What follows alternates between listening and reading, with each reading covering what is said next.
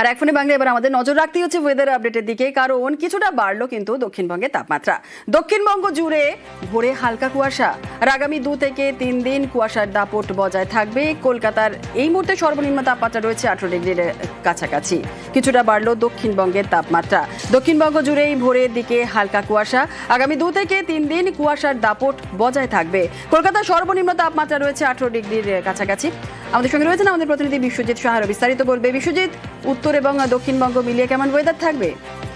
দেখো, একটু পূবালি হাওয়াতে তাপমাত্রা বেড়েছে এবং পাশে একটু জলীয় বাষ্প ঢুকেছে, তাই দক্ষিণবঙ্গের বিভিন্ন জেলাতে সকালের দিকে একটু হালকা কুয়াশা, তাপমাত্রা বেড়েছে। কলকাতায় 18 ডিগ্রি সেলসিয়াসের তাপমাত্রা পৌঁছে গেছে এবং জেলার ক্ষেত্রে 15 ডিগ্রি সেলসিয়াসের তাপমাত্রা পৌঁছে গেছে। অর্থাৎ এই যে তাপমাত্রা, সেই তাপমাত্রা কিছুটা বেড়েছে এবং আগামী 24 এবং 48 ঘন্টাতে এই তাপমাত্রা একই রকম থাকবে এবং তারপর মঙ্গলবারের পর থেকে তাপমাত্রা কমতে পারে।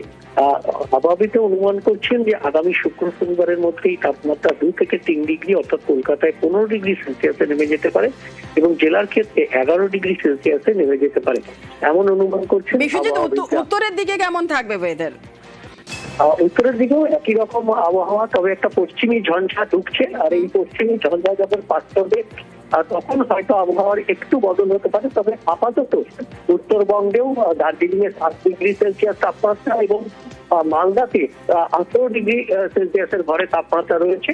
এই তাপমাত্রা আগামী 24-28 ঘন্টায় একই রকম থাকবে এবং তারপর কিছুটা কমতে পারে এবং উইকেন্ডে একটা শীতের আমেজ আবার ফিরতে পারে, এমন একটা অনুভূতি বা এমন একটা অনুমান করছেন আবহাওয়াবিদ। একেবারে বিশ্বজিৎ।